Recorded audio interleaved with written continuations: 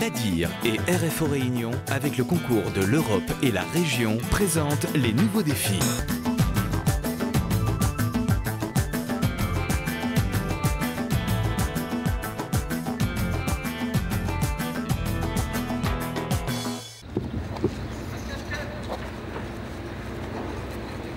Regardez, voilà. C'est un accroissement. Là, on a une résistance mécanique, une durabilité qui est parfaite. C'est des bois qui sont très droits. Regarde, ils sont trop droits même.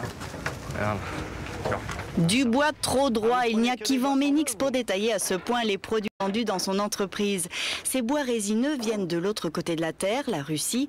Yvan reconnaît en un coup d'œil les provenances des différentes essences. Donc là, c'est le stockage des bois résineux.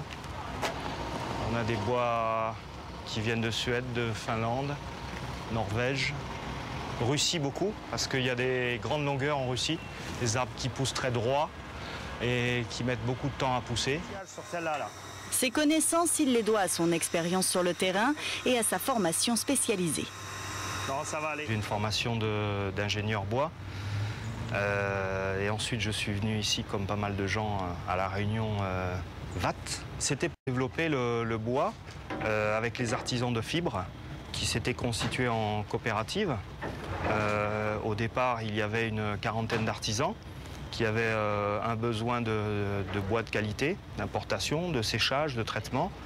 Et donc, j'ai relevé le challenge avec eux. Il a envie de finale. Depuis 1992, Yvan travaille donc chez Fibre, entreprise dont il a rapidement pris la direction. Ces dernières années, la société s'est développée et vient même de se lancer dans l'exploitation forestière au Mozambique. Ça, c'est des bois qui viennent de notre scierie, l'exploitation forestière Fibre, Mozambique. Donc avec une gestion durable des forêts. On est en cours, en démarrage de certification FSC, de manière à garantir que le produit fini chez le client provient d'une forêt correctement gérée. L'entreprise Fibre mise sur la gestion durable des forêts, l'aspect environnemental est très important. L'exploitation à travers le monde a longtemps été sauvage. Il est temps de se soucier de l'avenir de la profession et de la ressource. On prend en compte évidemment l'environnement. Ça, c'est le minimum, à savoir qu'on ne coupe pas plus que ce que la forêt produit. On respecte également la biodiversité, mais également le caractère social des populations qui sont environnantes et qui participent au travail à la scierie, à la surveillance des forêts.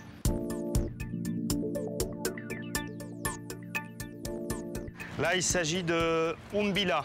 Les Sud-Africains et les Mauriciens appellent cette essence le kiat, l'autre nom. C'est du Pterocarpus angolensis. C'est une essence qui vient du Mozambique, qui est très durable, donc naturellement classe 4, qui ne se fera pas attaquer ni par les termites ni par les champignons. Toutes les essences ne sont pas naturellement durables. Certains bois doivent subir un traitement de choc dans une grande machine, l'autoclave. C'est une enceinte dans laquelle on enferme le bois et on le met sous pression. On lui fait subir donc différentes phases de vide et de pression de manière à ce que le produit de traitement pénètre jusqu'à l'intérieur, le plus profondément à l'intérieur du bois, pour lui conférer une durabilité vis-à-vis des champignons et des insectes. Devant l'autoclave, Yvan parle avec passion. Les machines, les techniques et les variétés d'essences de bois n'ont pas de secret pour lui. Il aime partager ses connaissances. Pourtant, ses fonctions à la tête de l'entreprise l'éloignent un peu des ateliers. Aujourd'hui, je suis plus appelé à être manager.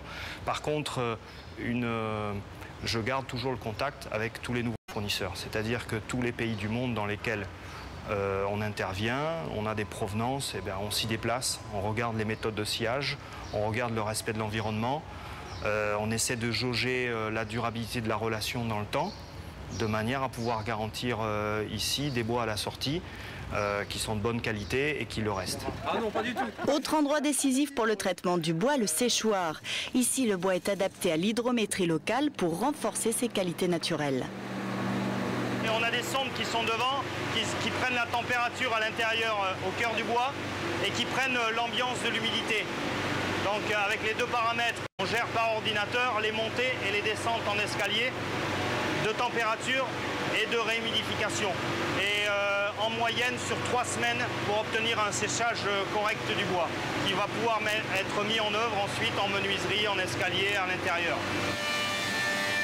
L'entreprise Fibre a traversé comme les autres la crise, période pendant laquelle Yvan a peu voyagé à travers le monde à la recherche de nouveaux bois, de nouvelles scieries. L'année 2010 devrait être plus chargée. On prépare l'avenir, donc je recommence à voyager. Une année courante, c'est à peu près un tiers du temps. Un tiers du temps à l'extérieur, entre les filiales qui sont dans la zone, dans la région, et puis les fournisseurs que nous devons aller chercher de plus en plus loin, y compris jusqu'en Corée pour certains produits. Là, en fait, on a le logo de Mazor. Si vous passez par le Brésil, le Mozambique ou encore Mayotte, vous croiserez peut-être Yvan le globe-trotteur.